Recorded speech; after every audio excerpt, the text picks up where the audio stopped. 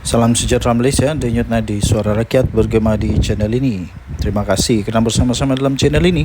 Untuk mendapatkan berita terbaru setiap hari, sila tekan butang subscribe, like dan share. Malaysia kita punya, cintai Malaysia aku, kita jaga kita. Sila tekan butang subscribe, like dan Salam sejahtera Malaysia, denyut nadi suara rakyat bergema di channel ini. Akhirnya Zahid Hamidi tampil. Setelah itu ini bising-bising, UMNO nak keluar lah, MCA, MIC nak keluar lah. Yang terbaru ini, hampir pasti pula kali ini ya. Hampir pasti gerakan hampir pasti mau keluar. Tapi ini ya, Zahid kata mereka dahaga nak jadi kerajaan semula. Pelbagai kaedah dilakukan. Itu kata Zahid Hamidi. Ingat, Zahid Hamidi PAS dengan UMNO pernah bersama-sama dalam muafakat nasional. Kesatuan diorang waktu itu kuat juga. Jadi memang Zahid tahu banyak gaya, banyak PR. Zahid amat fahamlah macam mana gaya-gaya orang PAS ni. Jadi mungkin betul lah. Apa pendapat kamu pula? Apa pendapat anda? Anda setujukah bahawa PAS ni mereka pembangkang lah, bukan PAS saja, bersatu pembangkang ni, Perikatan Nasional ni sebenarnya hanya dahagakan untuk jadi kerajaan semula. Maka dengan itu perbagailah kaedah digunakan, dari kaedah A, B, C, D, E, F, banyaklah kaedah dia, sampai banyak kaedah yang bikin pening kepala, pelik-pelik pun ada. Zahid enggan mendedahkan parti pembangkang mana yang sebenarnya menghantar wakil bagi berjumpa beliau dan Datuk Seri Anwar Ibrahim untuk berunding membentuk kerjasama pada pilihan raya PRU akan datang. Dalam pembangkang ada berapa aja pun, bukan banyak pun.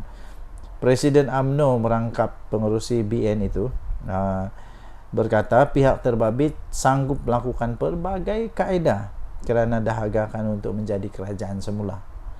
Bagaimanapun, timbalan PM itu berpandangan bahawa kerajaan perpaduan yang sedia ada ini mesti diperkukuhkan, selain untuk menyerahkan keputusan penting berkaitan langkah politik seterusnya kepada kepimpinan utama kerajaan. Beliau kata, apa dia kata?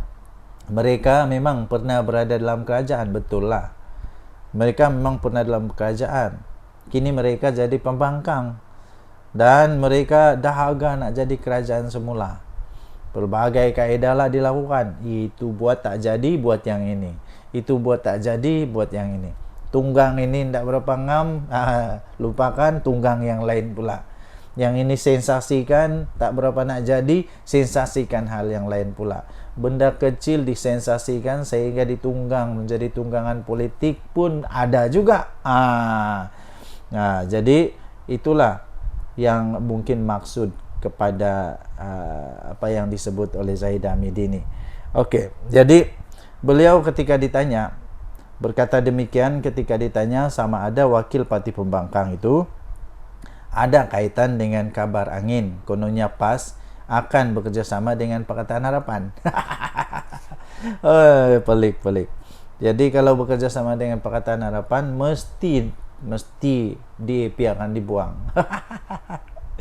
Okey, pada 23 Jun yang lalu, timbalan Presiden PAS Datuk Seri Tuan Ibrahim Tuan Man akhirnya dilaporkan berkata parti itu tidak mempunyai sebarang keinginan untuk menyertai kerajaan PHBN sebagaimana dakwaan yang tular ketika pilihan raya kecil Sungai Bakap bulan lalu.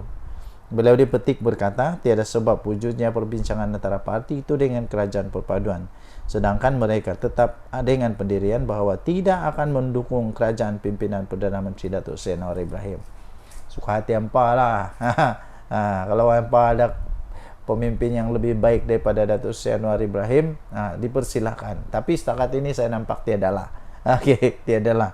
Dan saya pun fikir Datuk Seri Anwar Ibrahim tidak juga terhege-hege untuk mau PAS masuk dalam kerajaan. Janganlah perasan. Okey, denyut nadi suara rakyat bergema di channel ini. Jangan lupa tekan butang subscribe, like dan share. Bye-bye. Salam sejahtera Malaysia, denyut nadi suara rakyat bergema di channel ini. Nampaknya paling ramai orang suka tajuk berita ialah Muhyiddin Yassin jadi Perdana Menteri semula. Kedua, Perdana Menteri Datuk Seri Anwar Ibrahim tumbang letak jawatan. Ketiga ialah UMNO keluar daripada kerajaan. Keempat ialah ADUN UMNO keluar sokong Perikatan Nasional. Dan itulah tajuk-tajuk berita yang betul-betul menerima banyak view. Nampaknya orang mau tengok Muhyiddin jadi Perdana Menteri sekali lagi. Tapi ada satu komen yang memang cukup masuk di hati saya lah. Dia kata begini, lantiklah Muhyiddin Yassin Perdana Menteri lagi kalau nak tengok negara Malaysia bankrupt. Dia punya komen tu memang padu lah. Okey. Kemudian untuk yang tajuk kedua itu, Datuk Seri Anwar Ibrahim tumbang letak jawatan itu, bagi saya itu langsung tidak masuk akal lah. Itu tajuk sebab itu impian orang walaun. Mereka memang mau tengok Anwar Ibrahim tumbang.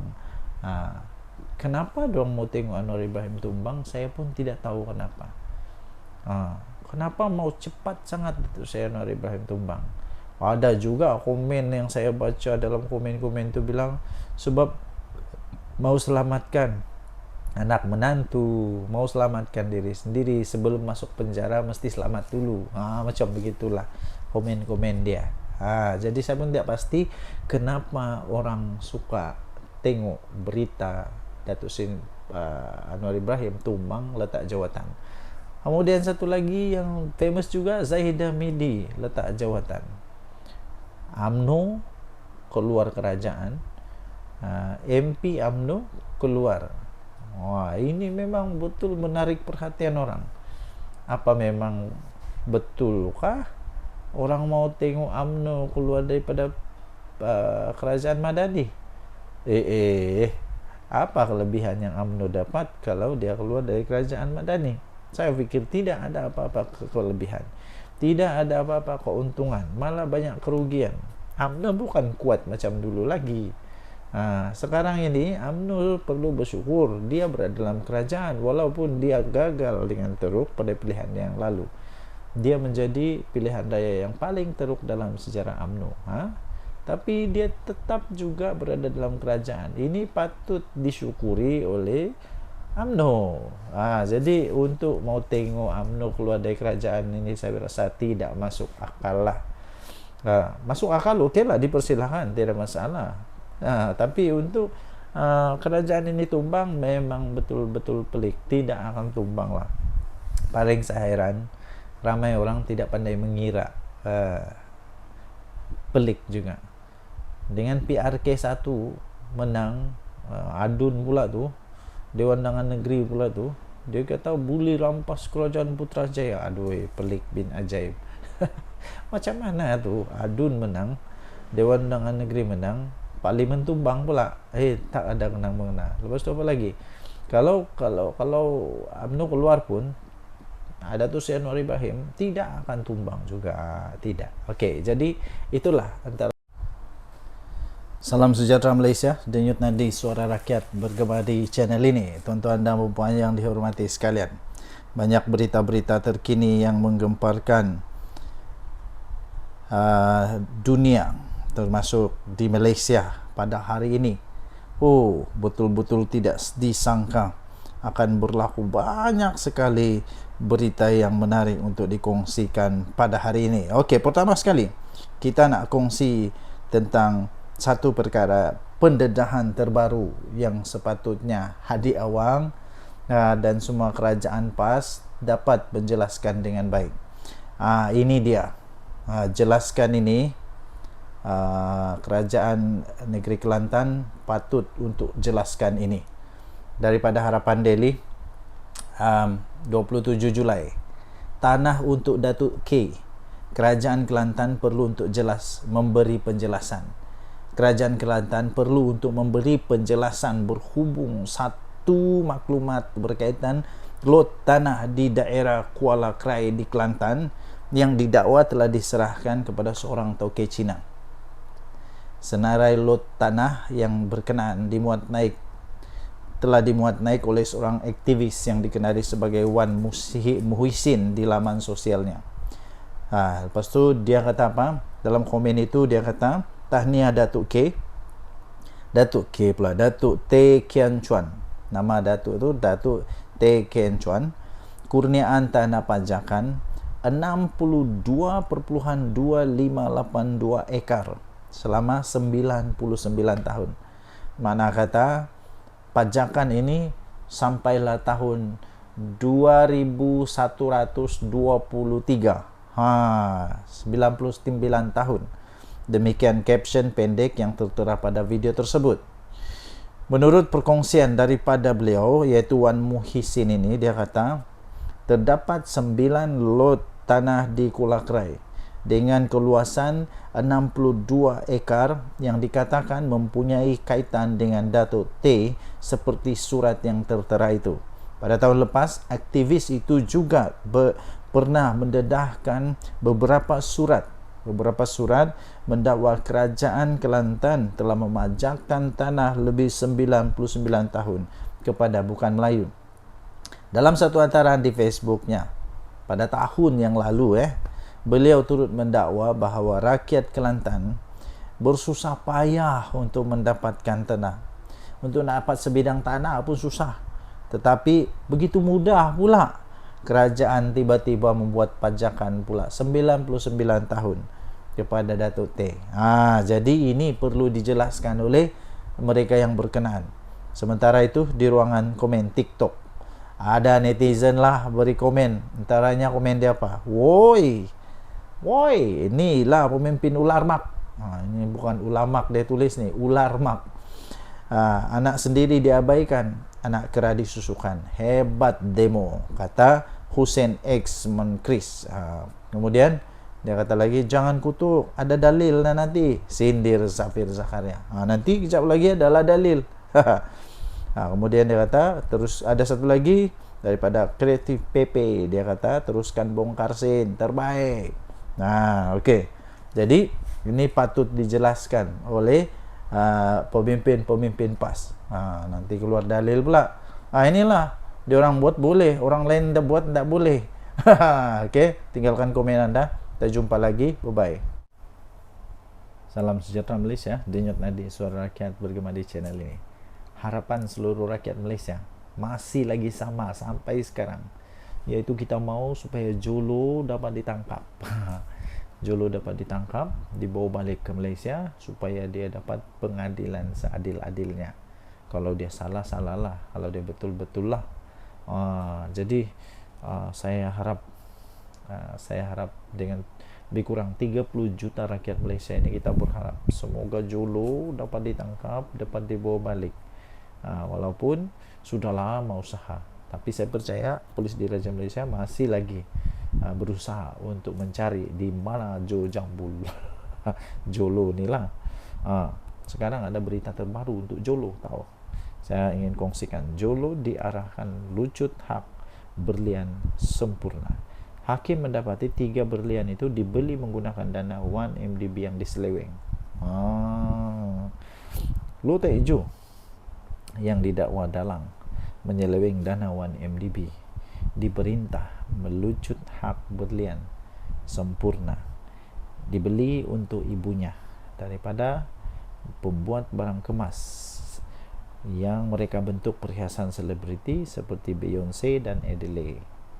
Hakim Mahkamah Persekutuan di Los Angeles pada Isnin telah pun mengeluarkan perintah memerintahkan ahli perniagaan yang dalam buruan sekarang ini, yang memang famous lah, dikenali seluruh dunia, lebih dikenali sebagai Jolo ni, untuk menyerahkan tuntutan terhadap cincin berlian 7.35 karat serta subang berlian sepadan yang kedua-duanya melebihi 3 karat.